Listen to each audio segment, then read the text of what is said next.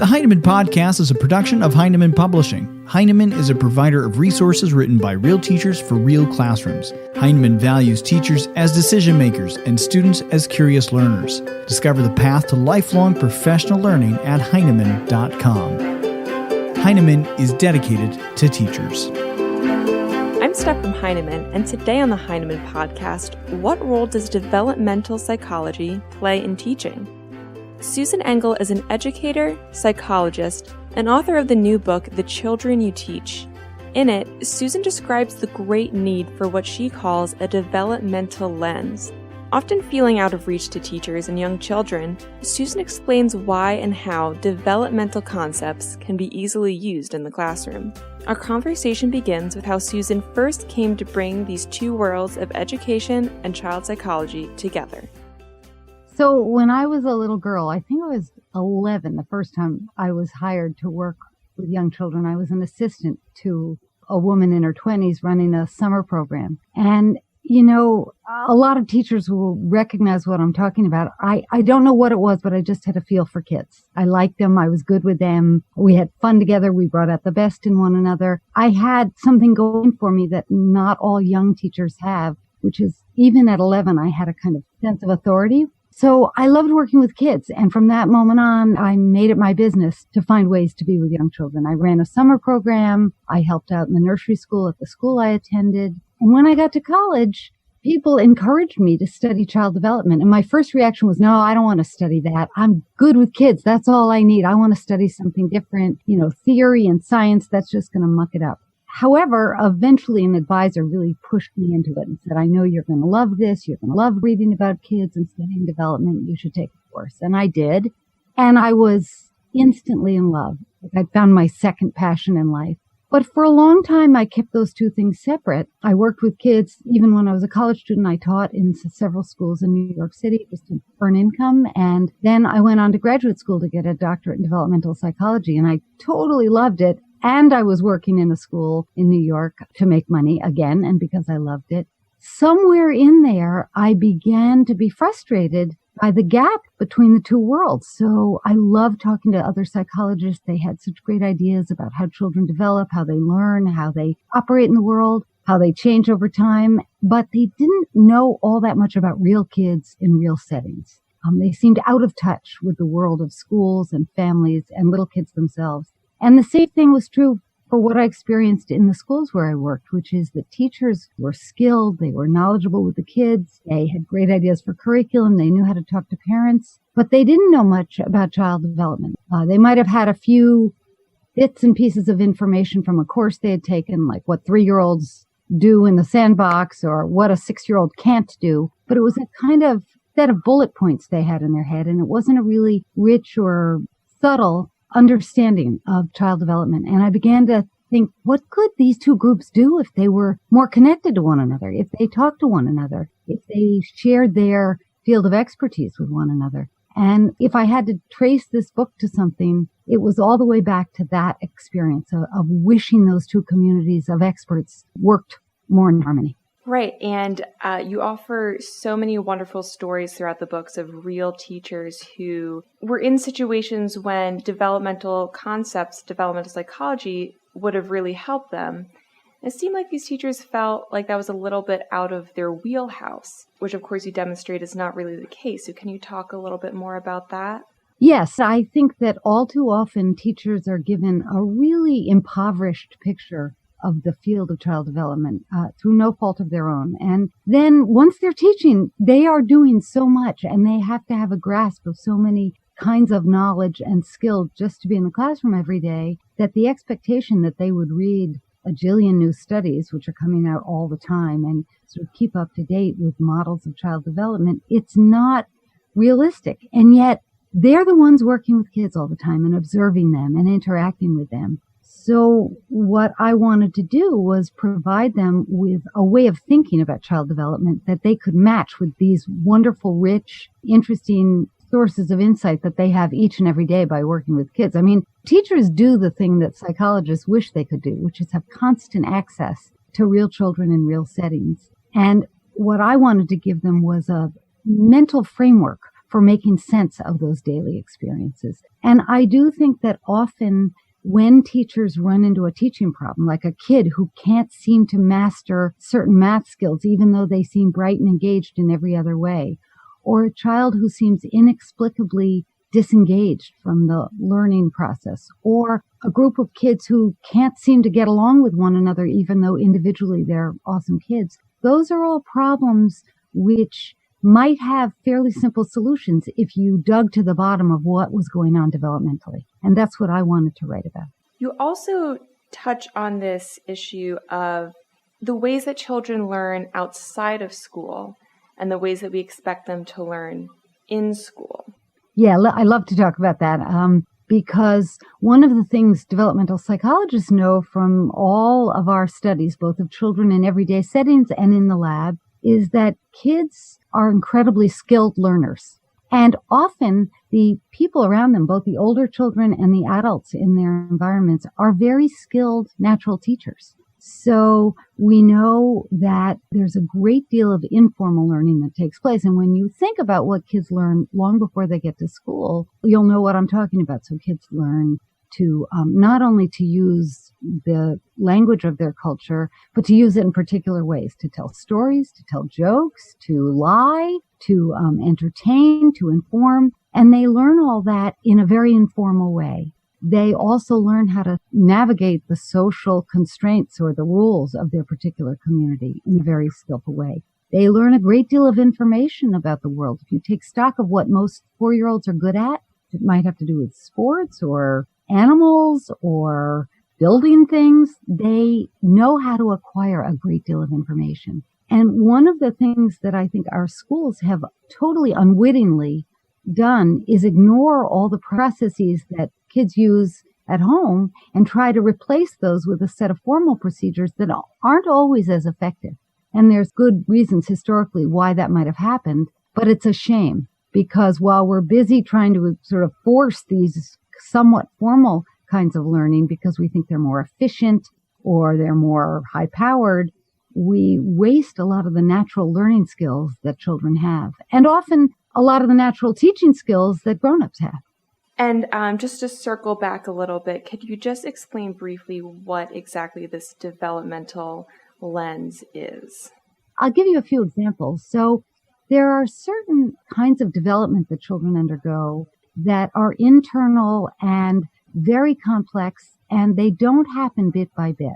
They happen in what seem to be sort of moments of great transformation of the whole system. So I'll give you 2 examples. One is before the age of about 5, no matter where you grow up or what books you have in your home or what little lessons you got, most children don't seem able to think about the fact that another person knows different things than they do because they've had different experiences. And I'll give you a very familiar example. So in the book Little Red Riding Hood, we know when we read it that Little Red Riding Hood, when she knocks on the door, the person in the cap and the apron comes to the door isn't really her grandma. We know that it's the wolf. But we also know that Little Red Riding Hood is fooled because she doesn't know what we, the readers, know. Before the age of 5, kids can't make that distinction. Whatever the kid knows, they assume Little Red Riding Hood knows. And that's because they don't have what we call a theory of mind. They can't imagine what's in other people's minds based on their experience. At around age 5, most children, or most typically developing children, acquire a theory of mind, and it changes everything about their experience of the world, both in formal learning settings and in informal settings. I can't tell you how revolutionary that change is. You cannot teach that to a 3-year-old, no matter what cool flashcards you have or storybooks or lessons you have. Children are not able to grasp that and all the kinds of learning and reasoning that allows them to engage in. So that's a developmental transition that sort of goes through the whole system. It changes everything about the child's experience of the world. Once they have that, there are all kinds of specific things you can teach them about how other people think or about reasoning about various kinds of history or social situations or things that happen in books, but you can't do it before. And that has to do with the developmental understanding of what's going on. I'll give you another example.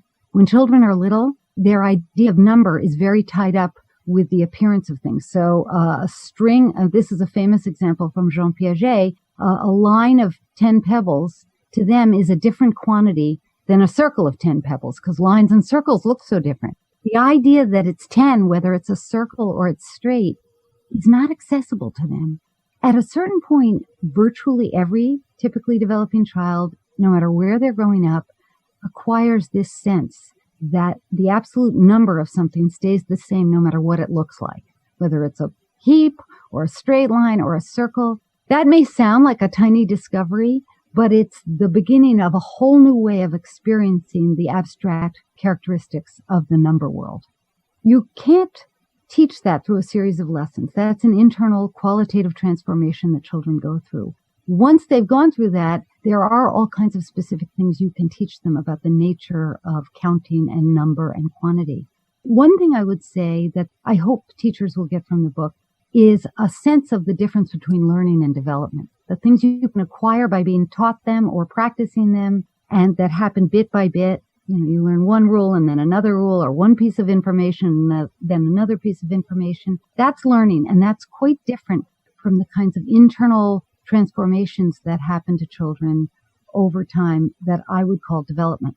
I just want to make sure that I acknowledge the fantastic layout and design of this book, which for people who don't have the book right in front of them, it's laid out chapter by chapter, real examples of real teachers who encountered hurdles with children and were able to bring this developmental lens that you just spoke about into their problem solving. And at the end, you offer a user's manual. And you touched on this a little bit, but how do you hope this user's manual and the book will be used by teachers? I'm a reader, and so I know that it can be dry and frustrating to read information and instructions that are sort of set out there in a plain way. I love stories, and luckily the world of development and education is one that's filled with stories of children who are changing and stumbling and flourishing, and stories of teachers who, whether they're experienced or inexperienced, super gifted or just trying to get better,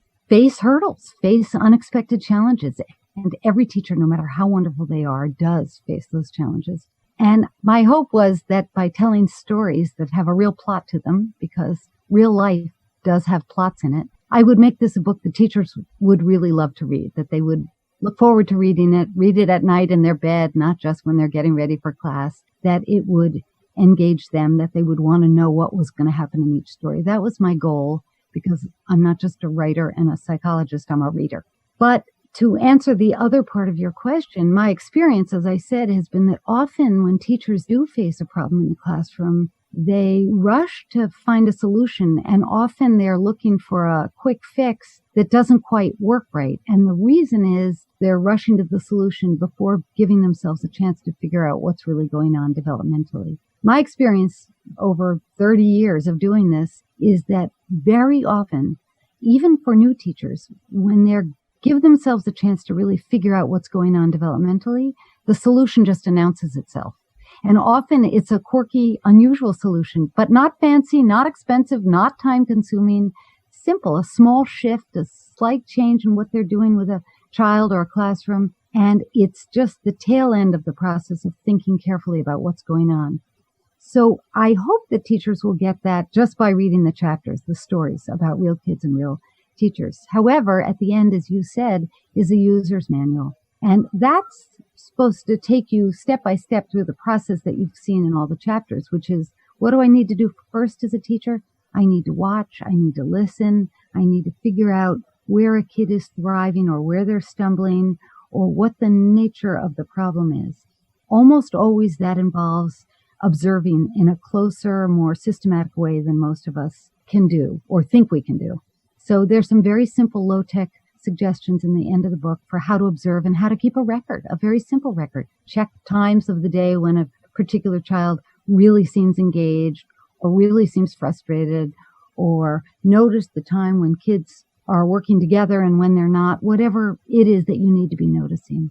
And to keep a record like that over, let's say, a couple of days or a week or two, and then sit down and begin to make sense of it. What's the pattern? What's the story that information is giving you as the teacher? I really love teachers, and I love what they do. And I've often described it at its best when teachers are fully engaged and have a chance to enjoy their work and their classroom. The complexity and importance of what they do, the only thing I can think of that's comparable to it is brain surgery. And when I was younger and I used to ask people what they thought of that comparison, they'd say, well, but doctors are saving people's lives. I think teachers are doing the same thing. So my writing this book stems from that love and appreciation for what teachers do and wanting to give them all the power and knowledge they need to do what they do well in the classroom and to free them up not to always be following someone else's guidelines or instructions, but to be able to improvise in the way that great practitioners in every field need to be able to improvise by giving them the knowledge and the way of looking at things that will empower them to make the decisions they need to in their classroom. One thing that I notice in a lot of conversations about education at the national level and often in teacher education materials is a slight tendency to make the process of teaching so overwhelming or so technical that it won't even feel fun anymore. And one way that I try to introduce that sense of fun and playfulness back into teaching is by, as I said, empowering teachers to notice, to identify patterns, to come up with their own solutions. But there's another even simpler way that I try to do it, because the other thing that I really love, children. And I never get tired of watching real children do all the interesting and amazing things they do each and every day. And if anything, all my knowledge of research in developmental psychology has taught me how ingenious and interesting children are, collectively and individually. And you can understand what's going on inside their heads and how they got to where they are developmentally and still just be delighted by who they are, by all the interesting things they do. Even the things you need to shift a little as a teacher, you can appreciate how fascinating they are. And I hope that this book gives teachers a chance to be delighted by what they do and to be delighted by the children they work with. Our thanks to Susan for her time today. The Children You Teach is available now at Heinemann.com. You can learn more about the book and check out blogs at blog.heinemann.com. Thanks for listening.